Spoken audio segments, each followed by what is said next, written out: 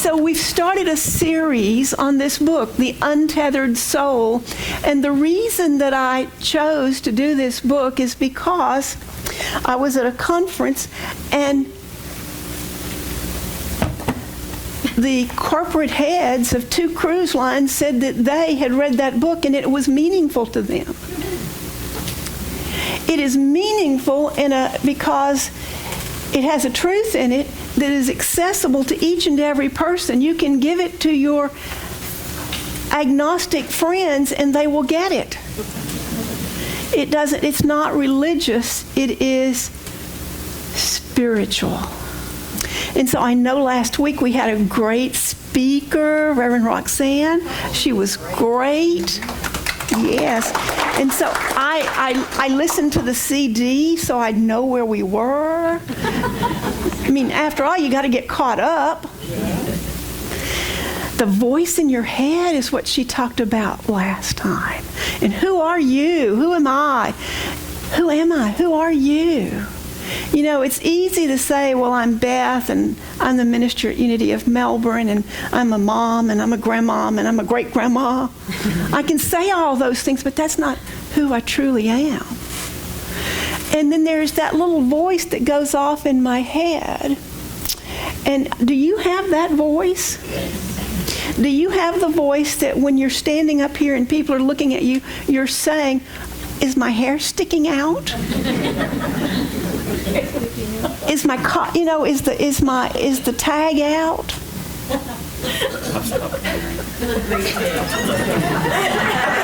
You stopped hearing. But there are other times that voice goes on. I'll give you an example, a personal example. I signed up months ago for a spiritual retreat that started yesterday with an all-day retreat, and then it was going to meet every month. Now, I signed up. I wanted to do it. Now, how many of you have ever signed up to want to do something months before it took place? And so yesterday morning, well, actually, Friday night, I told Gerald, I really don't want to do this.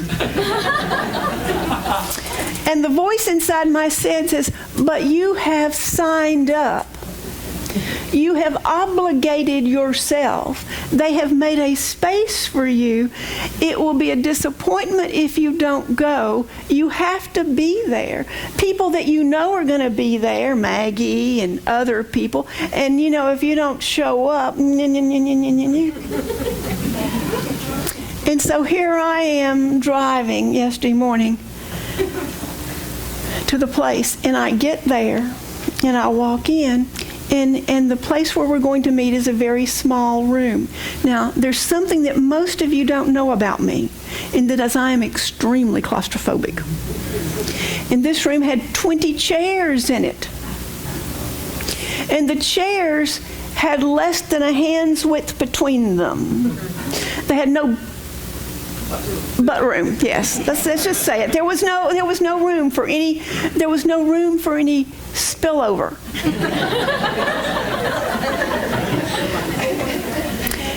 And immediately inside, my insides clenched. Now, of course, we're doing this Untethered Soul book. And immediately inside I said, I cannot do this.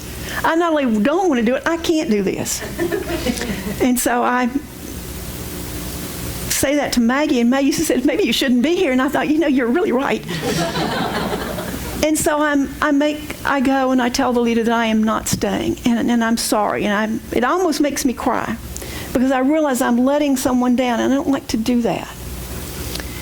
And then all the way home, I thought, we're doing that Untethered Soul book, and it says that anything that comes up, you're supposed to just experience it and live through it. And I'm thinking, I missed my opportunity. I closed my heart. And the other voice in my head said, no, not so much.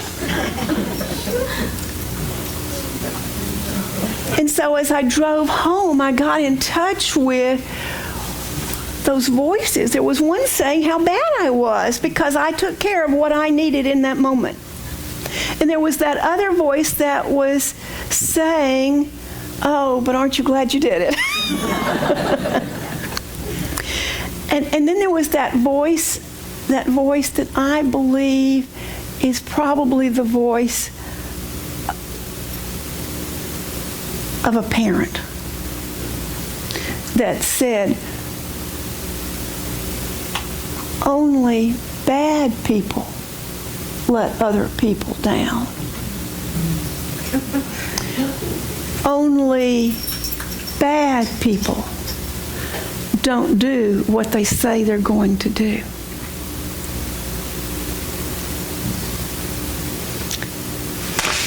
I didn't have a fly swatter, but the voice was there. And so when I got home, I sat in I have a recliner and that I sit in, and Jane, thank you. It is a recliner that you gave that we couldn't put in the storage, and it's in my living room, and it is now my place to sit. I'm sitting in my recliner, and everybody knows it's my recliner. Even the dog doesn't get in it. I'm sitting in my recliner thinking about this book. How those voices had taken over. How I got wrapped up in their argument. I didn't step back and just view. And that's what our author is inviting us to do, that when we have those voices going on, that we detach from the voices and step back and look and listen and be aware that we are not the voice. Take a deep breath. I am not the voices that go on in my head. Thank God. Thank God. Because they are surely nuts. Even the sanest of you, even the most engineer of you has those voices.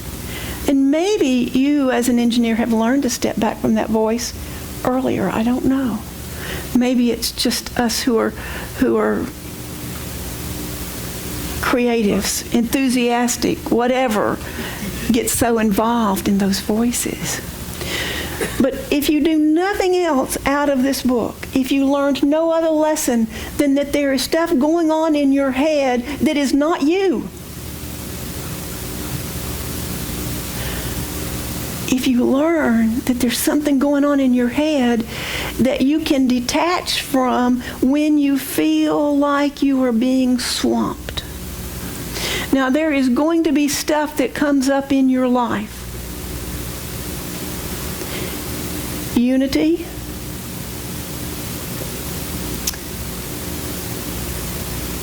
no other religion can protect you from the stuff that comes up in life.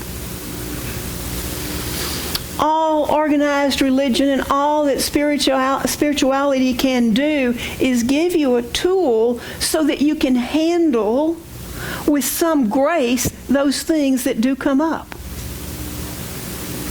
So our first lesson is those thoughts that we hear, those little voices that we hear are not that which is true of us.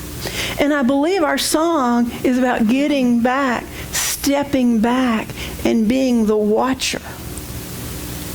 I remember when the first time I heard that concept of being the watcher, somebody said to me when I said I couldn't meditate, they said, Beth, pretend like you're at a movie and see that your life is up there on the screen and pretend you're watching the movie.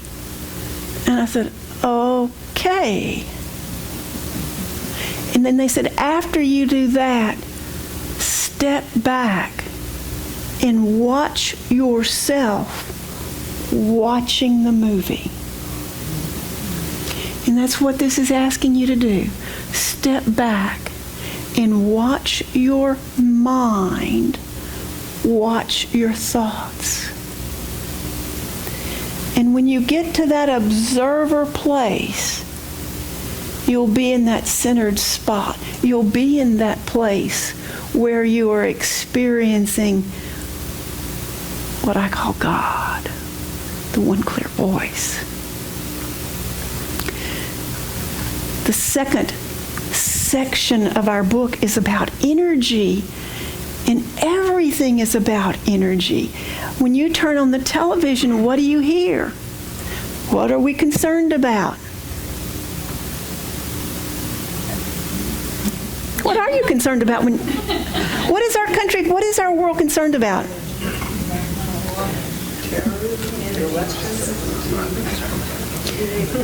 Terrorism, elections, resources. All of it is who's got which resources, who's got which energy, and who's going to use it, and how are they going to use it, and who's going to control it. And so we talk about energy out there quite a bit. It's only when you come here on Sunday morning that we talk about the energy that you got inside. And right now, you can feel the energy that you have inside. I heard Stoney this morning when I said something about you have an infinite supply of energy, and he said, "Oh, he doesn't have an infinite supply of physical energy. That's the energy that you get from sleep and eat and feeling good." But have you ever needed to do something when you felt bad and you had that energy rise up within you that you could overcome how your body physically felt? Yeah, we've all done that.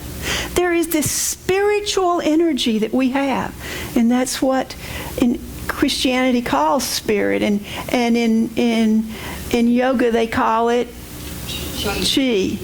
And in other traditions, they have other names for that energy. And we're all familiar that we have energy centers in our body, right? That we have all of these chakras. We have a center up here, and we have a center here. And today we're going to talk about the center that's in here, our heart center, that energy center, because our author says something that I believe is true, and that is that we have infinite energy that we can draw on all of the time. And I would love for you to play with that this week, about moving that energy, making it bigger, making it smaller. And he talks about our heart as the place where that energy tends to get blocked. Now it can get blocked in all of you energy workers and all of the massage therapists and even our musicians. They all know that our energy gets blocked in different places in our body. But let something emotional happen, and it tends to get blocked here in our heart space. The example in the book is that there was either the author or a young man has had a relationship with a young woman, and it's gone on, and they've been happy, and all of a sudden she breaks it off. And so the person, their heart hurts. Their heart hurts so much that they become depressed.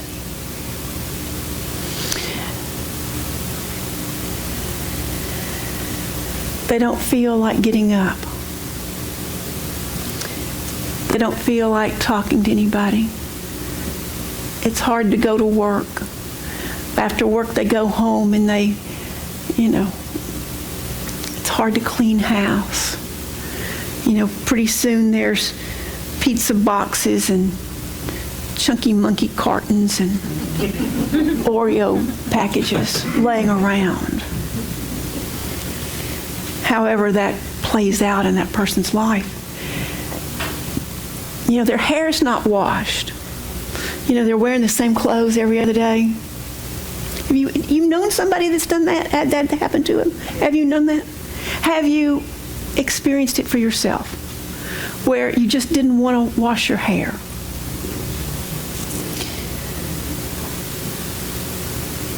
And then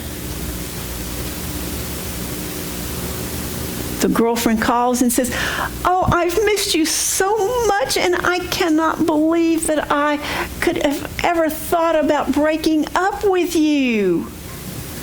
Can I come over and see you?"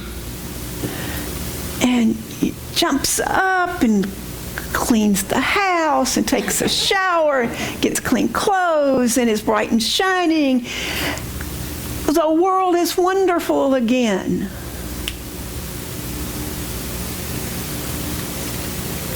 The energy that it took to do that was there all the time, but it was depressed. It was blocked.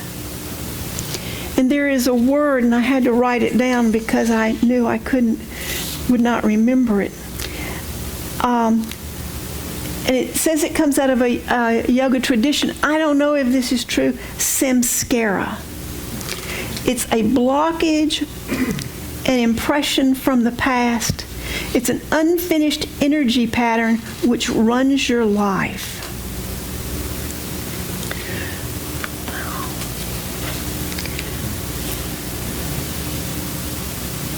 And the example in the book was seeing your girlfriend or your boyfriend driving down the street in a blue Mustang hugging another person. And you don't deal with that in that moment. You get caught up in the voices. You walk down the road of what those voices are saying. And 10 years later, the blue Mustang passes you by, and you still have those feelings come up. That's a samskara. Samskara. I don't even know how to say it. And we all have had that happen to us in the past. We don't recognize it sometimes. We don't recognize what we're reacting to. I know sometimes things will be going along perfectly well, and all of a sudden somebody will say something, and I'm ready to jump down their throat. Why is that? It's because somehow they have triggered something that reminded me of a time when I was hurt. And so I didn't deal with it the first time. And guess what? Chances are I'm not going to deal with that this time. I'm going to be over here working on what presents itself in that moment. Energy work is always inside work. And so the best thing we can do is when that energy comes up, is find a way to experience the energy.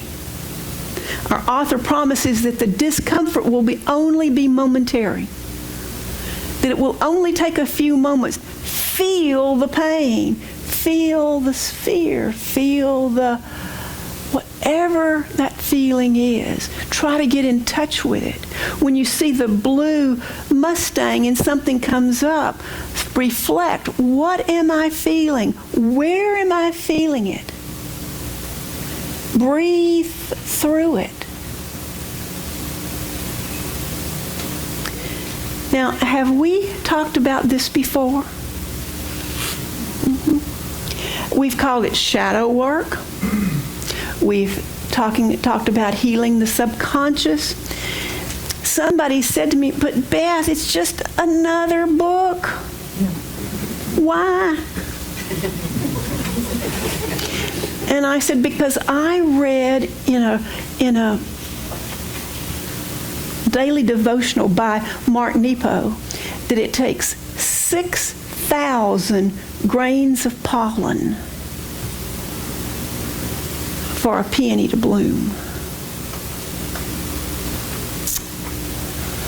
to pollinate peonies. 6,000 grains of pollen.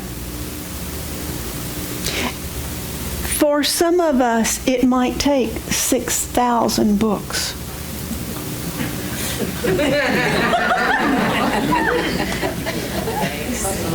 It's why we come to church on Sunday. It's not because we're never saying anything much different.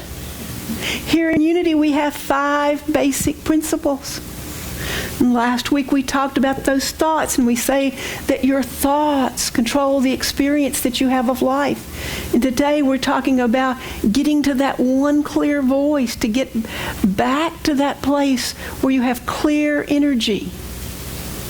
And of course we say you do that by going into the silence, by being still. One of our principles, prayer and meditation. There's never anything new under the sun. What's new is that you have a choice. Every day you have a choice. You have a choice. What am I going to pay attention? Where am I going to focus that energy? Am I going to focus it on that which is life-giving and affirming, or am I going to get caught up in that traffic, that highway of stuff outside of myself? So once again, our invitation this week is to step back and to look at whatever's going out there and say it's all out there. To look at those thoughts that go on in our mind and say, that's all out there. I can get back to that which is truly me. I can get back to that one still, clear voice. And when I do that, and when I live from that place of one clear voice, I can walk through life experiencing each moment in the now moment. Experiencing each moment without the need to label, criticize, judge, categorize, colorize, name. I can just be. That's your invitation this week. To be. To just be.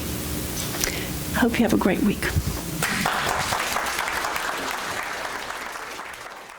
Come in and show her a little of their appreciation. Come on in.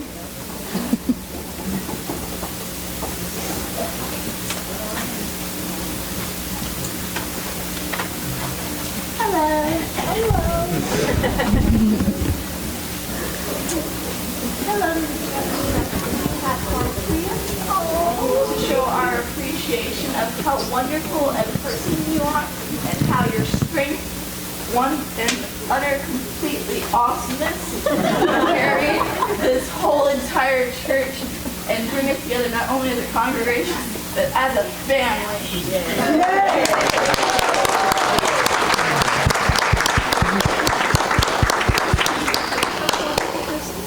First time, and she's already going to give me her card. Thank you. I'm overwhelmed. Thank you. Go ahead, each one of them, like a figure card. Can I give you one? Thank you.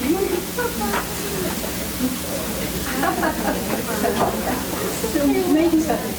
Go ahead and kind of file out that work so people can copy.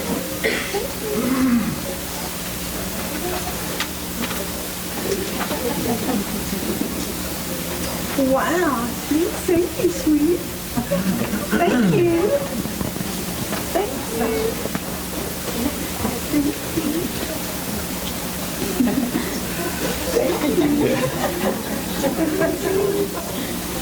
Wow. Thank you.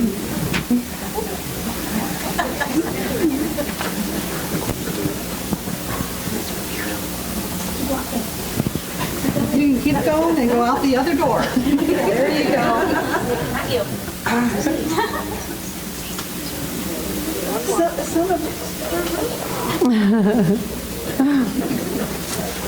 Thank you. We love you and we appreciate you and we truly bless you. Thank you.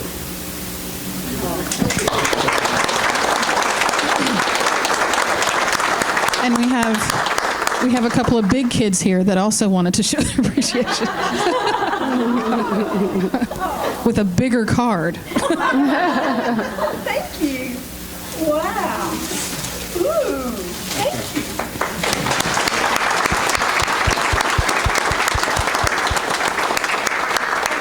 Afternoon reading now.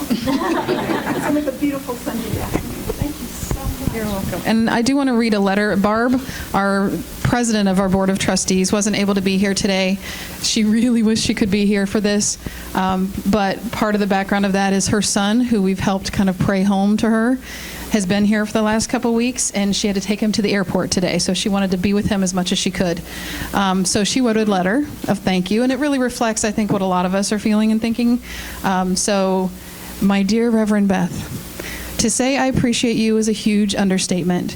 You mean more to me on so many levels. I find it hard to know where to begin, but I'm going to try, and I'll try for her. First, as the leader of Unity of Melbourne and the encourager of our Unity family, you have led us to the realization of our biggest dream, a huge presence on US 1 in our new church home, so we can now be seen and more accessible to the community we want to serve.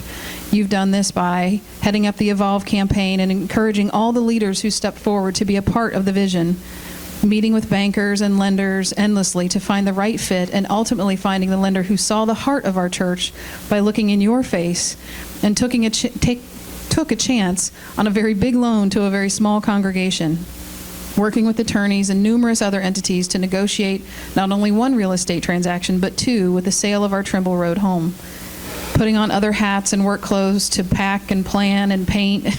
You name it, you did it. And all the time, still preparing for Sunday lessons to continue to inspire and lead us in our personal paths to our best lives. Secondly, dear Beth, your spiritual support as my minister over the past years has been invaluable to me. You've been at my side in the saddest of times. You've shared in the joys and happiness. You've encouraged me to never give up on myself. And most importantly, you've reminded me time and time again that all things are possible.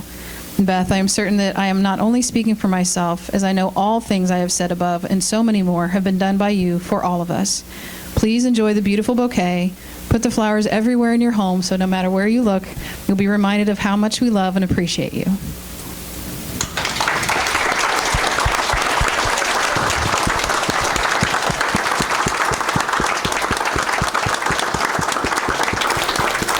Thank you. Thank you. And listening on a listening device somewhere is my other half. And none of this would be possible without Gerald. So we'll give him some flowers too.